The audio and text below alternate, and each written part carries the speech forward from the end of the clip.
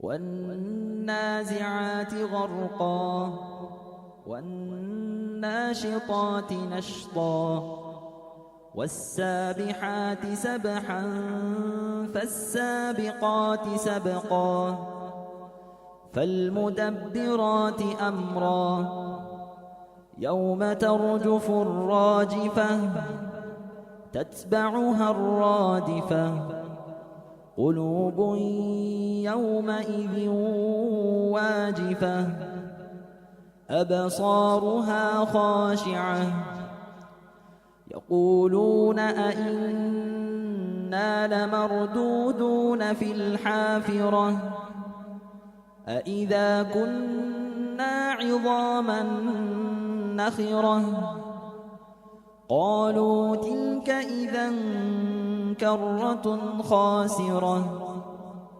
فإنما هي زجرة واحدة فإذا هم بالساهرة هل أتاك حديث موسى إذ ناداه ربه بالواد المقدس طوى اذهب إلى فرعون إنه طغى فقل هل لك إلى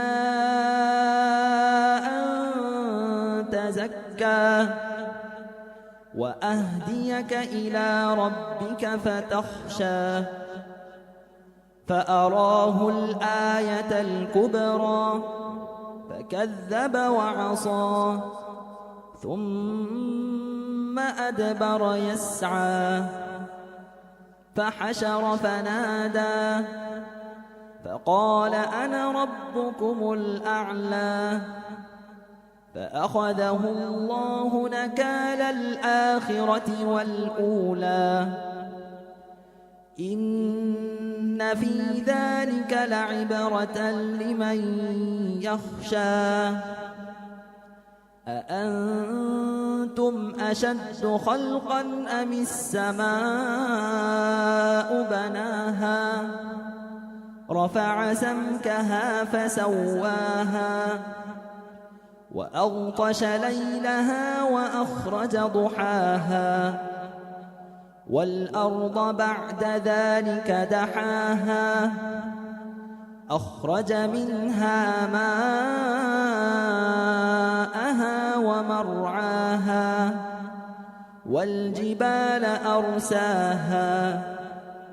متاعا لكم ولأنعامكم فإذا جاءت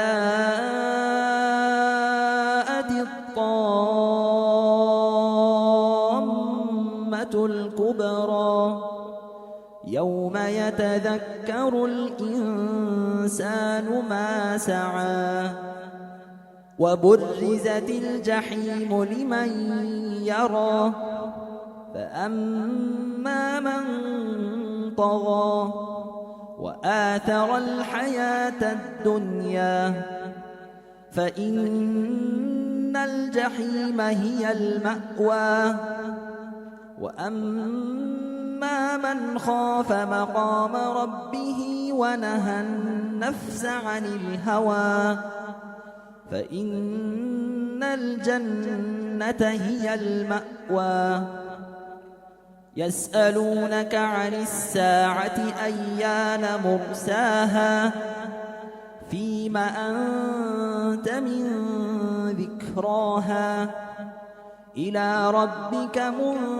منتهاها إنما أنت منذر من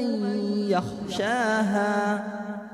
كأنهم يوم يرونها لم يلبثوا إلا عشية أو ضحاها